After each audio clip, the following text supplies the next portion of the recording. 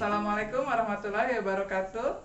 Bertemu lagi bersama Ibu. Kali ini kita akan membahas materi untuk kelas 12, yaitu tentang tekanan osmotik larutan non-elektrolit. Sebelum belajar, tak lupa kita mengucapkan Bismillahirrahmanirrahim agar mendapatkan kemudahan dalam memahami materi tekanan osmotik ini. Sebelum membahas tentang tekanan osmotik larutan non-elektrolit, kita harus mengetahui dulu pengertian dari osmosis.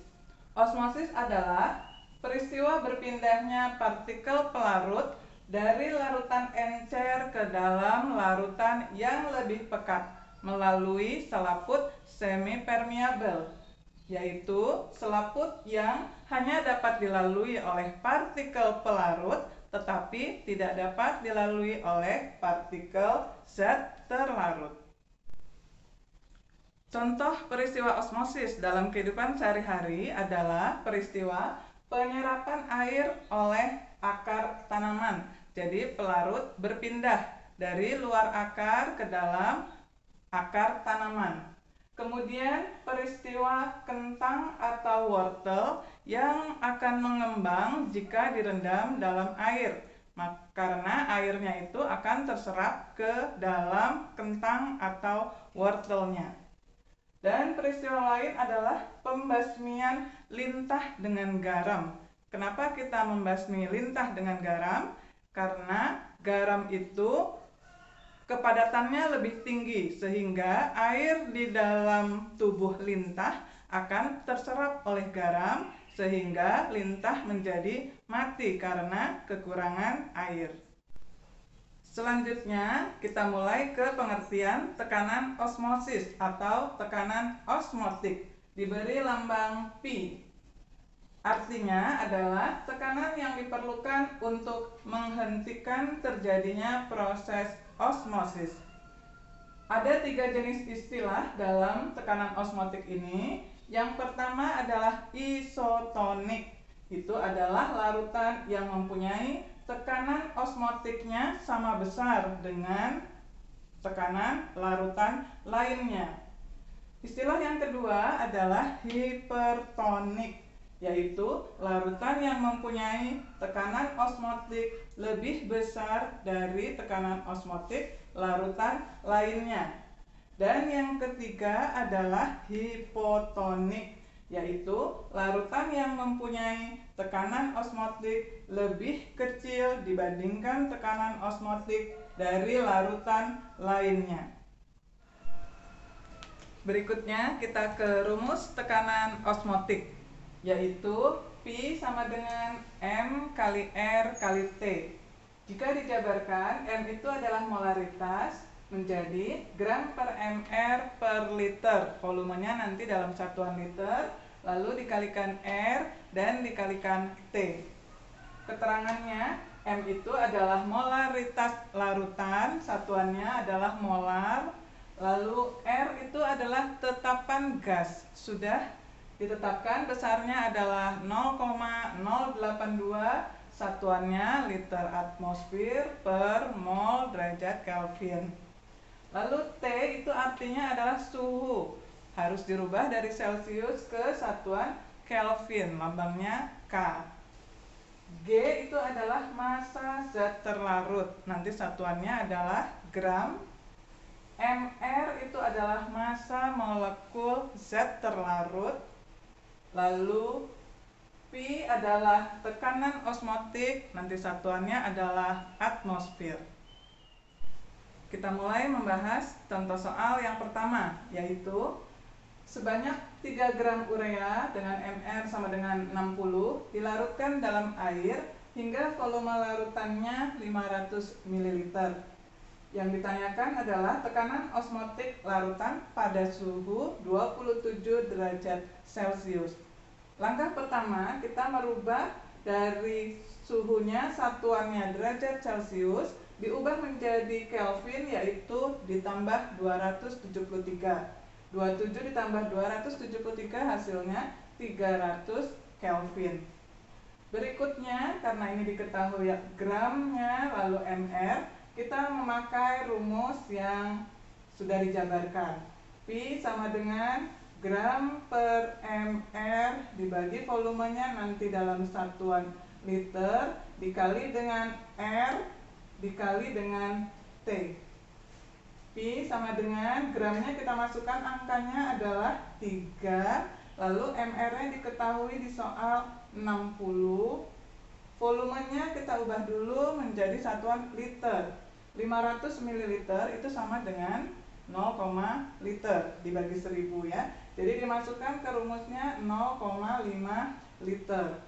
Lalu R-nya sudah tetapan 0,082 dan suhunya sudah kita hitung sebesar 300 Kelvin. Jika dihitung ini akan didapat hasilnya adalah 2,46, satuannya adalah atmosfer. Kita lanjutkan ke contoh soal yang kedua.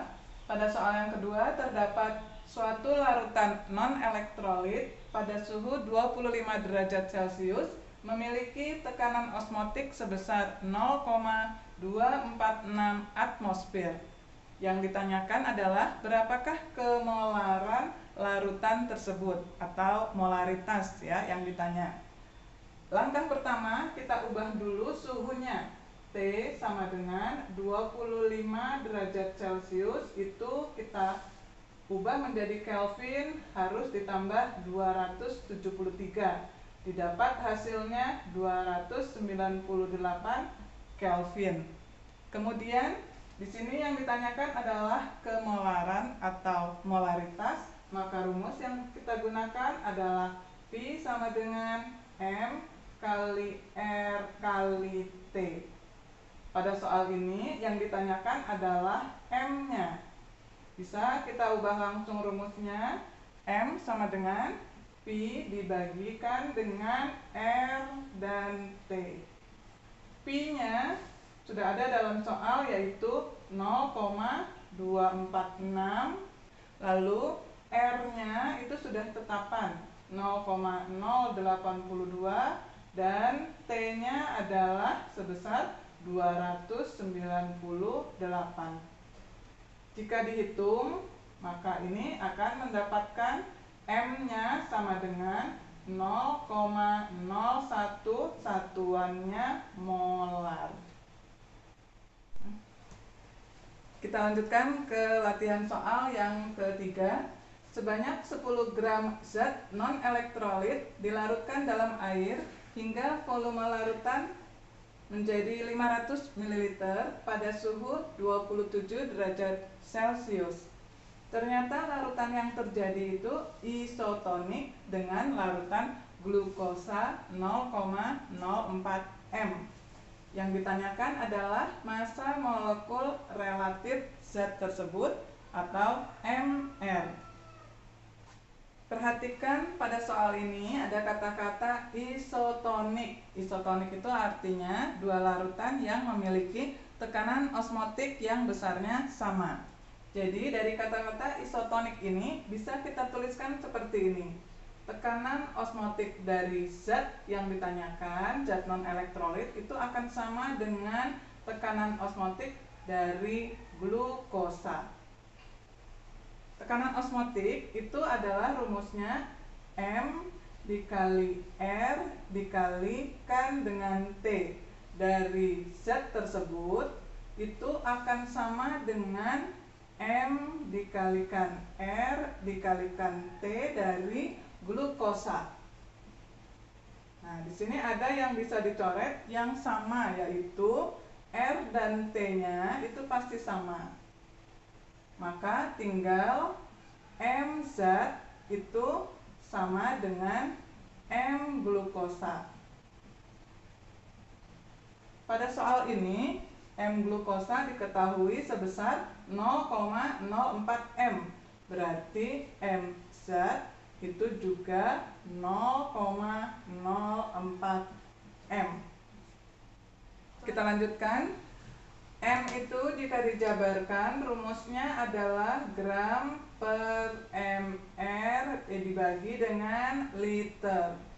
Mr-nya bisa kita pindahkan ke bagian penyebut mR dikalikan dengan volumenya nanti dalam satuan liter. Pada soal ini yang ditanyakan adalah mR-nya. Maka bertukar tempat. mR sama dengan gram dibagi dengan M-nya diletakkan di bawah, lalu volumenya juga satuannya tetap liter. Dimasukkan angkanya, gramnya adalah dalam soal 10 gram. Lalu M-nya tadi sudah kita dapatkan 0,04 dan volumenya kita ubah menjadi liter. Pada soal adalah 500 ml, maka kita masukkan dibagi 1500 menjadi 0,5 liter. Jika dihitung, maka mR-nya akan didapat sebesar 500. Kita lanjutkan ke latihan soal yang keempat. Bila tekanan osmotik darah manusia pada suhu 37 derajat Celcius adalah 7,7 atmosfer, berapa gram glukosa dengan mR 180 yang diperlukan untuk membuat 500 ml larutan cairan infus yang isotonik dengan darah. Sebelum kita menentukan besarnya massa dari glukosa, ini merupakan salah satu penerapan tekanan osmotik pada kehidupan sehari-hari, yaitu pembuatan cairan infus harus sesuai dengan tekanan osmotik darah manusia. Kita lanjutkan. Rumus tekanan osmotik itu adalah Pi sama dengan gram per mR per liter. Karena ini ada yang ditanyakan gramnya, maka kita menggunakan rumus yang panjang.